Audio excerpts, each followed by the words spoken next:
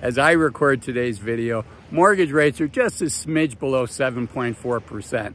And lots of smart people are saying they're going to go to 8%, which really brings up the question, you know, at what interest rate should you think about refinancing your mortgage? And whether that was from a few years ago and you're at 3 to 4%, or you did it during the last 2 years and you're somewhere between 4 to 6%, or if you've done it more recently and you know you're somewhere between 6 and 7.5%. So let's go for a walk and talk about refinancing and when it makes sense for the average person. And I'm going to start off with an example here. You know, if you have a mortgage, let's say that you have a $300,000 mortgage, just for the sake of argument, and you have the ability to pay it off early, right? Or at least make extra payments every month. And excuse the background noise, I'm near a reservoir, so that's what you're hearing in the background. It's a beautiful setting, but I know it's a little noisy. So if you have the ability to pay off your mortgage at least a little bit at a time, it may not be one lump payment, but you can pay an extra $200, an extra $300 a month. You know, what should you do? Should you do that? And if you can do that, what's the alternative?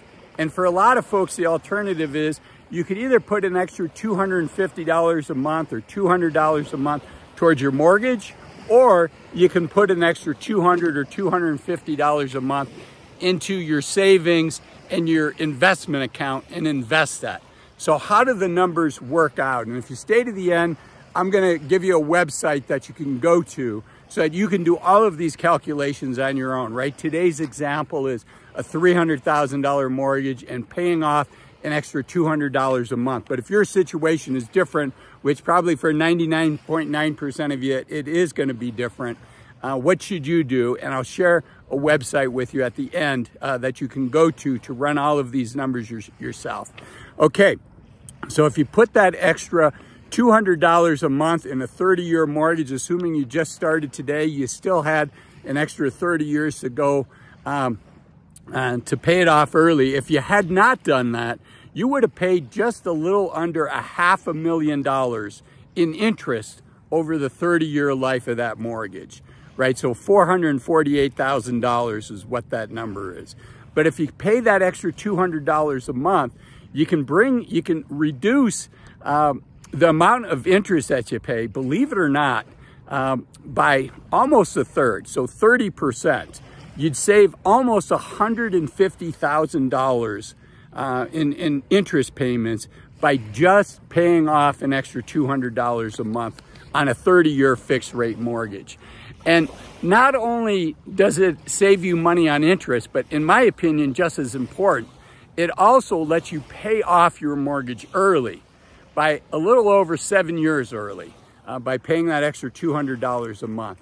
And 7 years is a lot, right? Particularly, let's say you're 40 years old now, and otherwise you wouldn't pay off your mortgage until you're 60. You know, this gives you 7 years of extra freedom. Or if you're younger than that, it allows you to have freedom where, you know, God forbid, if you were to lose your job, get laid off, it's not as stressful of a situation. And so freedom is one of the main things that I want you to think about when paying off the mortgage. But let's jump into the quantitative side of things.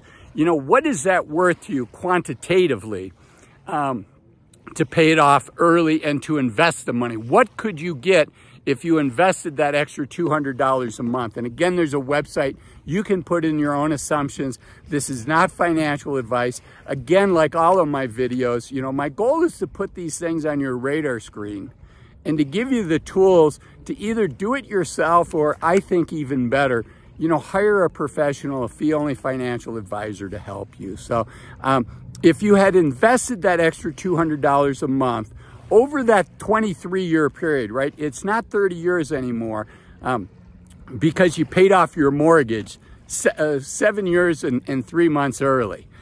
So over that 23-year period, if you had put that $200 aside, what kind of return on your investment would you need to have also saved that $150,000 in interest rates? So trying to make them as equal as possible. And it turns out you need to make just 8.2%, a little over 8%. which is not a slam dunk to make. Yes, depending on which time period you look at, the stock market has returned over long periods of time, 8 to 10%. So it's not out of the question to earn that. But, if you're 40 years old, if you're 50 years old, are you going to invest that 100% in stocks? And you may win and you may lose, right? You might do better than that and you might do worse than that.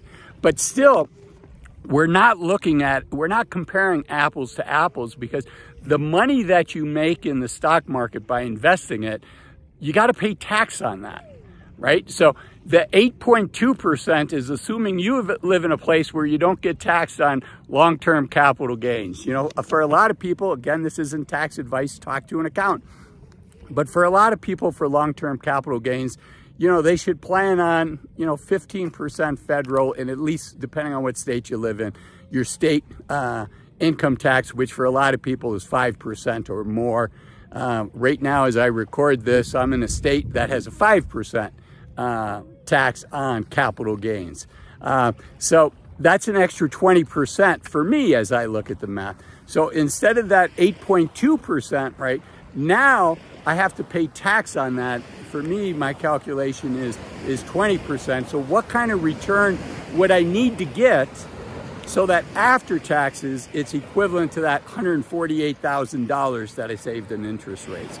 And it turned out I would need a 9.9% return on that money. So, the long and short of it is not a slam dunk to say, okay, I'm going to do better if my mortgage is 7%. I'm going to do better by paying it off. Now, I'm not a big fan of rules of thumb, but I think for some folks it can be helpful to have a rule of thumb. And so generally, and this is the quantitative answer, it's not the qualitative answer.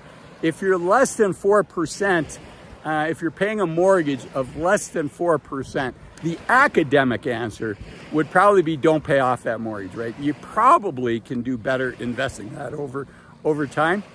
And with interest rates in banks about 5% right now, and in 2-year treasuries, you're getting a nice return there as well. As low risk as you can get with 2-year treasuries, right? That's considered the low risk investment. So given the interest rates that are out there today, probably the academic answer is not to pay it off. 4 to 7%, it becomes less clear, and certainly over 8%, you're starting to get to the place where it probably makes sense to think about paying off your mortgage, although as I just demonstrated, it's definitely not a slam dunk. So if you want to find out more about this and how to calculate it and how to pay off your mortgage early, first, see a fee-only financial advisor, but second, watch this video here where I talk about how to pay off your mortgage in 7 to 10 years. It's really an essential part 2 to today's video. Thanks for watching. Bye-bye.